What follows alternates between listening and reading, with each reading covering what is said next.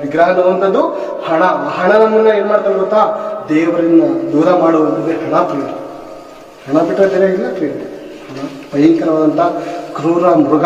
ಇದರದಿಂದ ಕಾಪಾಡ್ಕೋಬೇಕು ಅಂತ ಪ್ರಿಯರೇ. ದೇವರಲ್ಲಿ ನಿಜವಾಗ್ಲೂ ನಾವು ದೇವರನ್ನು ಪ್ರೀತಿಸೋಣ ಪ್ರಿಯರೇ. ದೇವ್ರನ್ನ ನಾವು ಹೃದಯಪೂರ್ವಕ ಪ್ರೀತಿಸಿದಾಗ ದೇವ್ರಿಗೆ ನಮ್ಗೆ ಒಳ್ಳೇದು ಯಾವುದು ಕೆಟ್ಟದ್ದು ಯಾವುದು ಅಂತ ಚೆನ್ನಾಗಿ ಗೊತ್ತು. ಅದ್ರ ಮೇಲೆ ಆಸೆ ಬರ್ದಾರಂಗೆ ದೇವ್ರು ಏನು ಮಾಡ್ತಾರೆ? ನಮ್ಮನ್ನ ಕಾಪಾಡ್ತಾರೆ ಪ್ರಿಯರೇ. ಕಾಪಾಡುವಂಥ ದೇವರು ನಮ್ಮ ದೇವರು.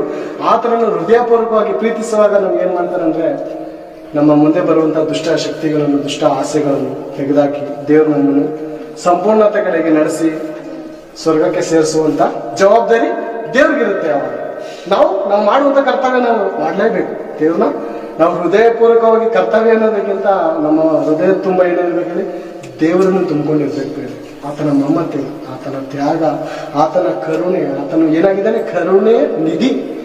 ದೇವ್ರನ್ನ ನಾವು ಎತ್ಕೋಬೇಕು ಪ್ರಿಯ.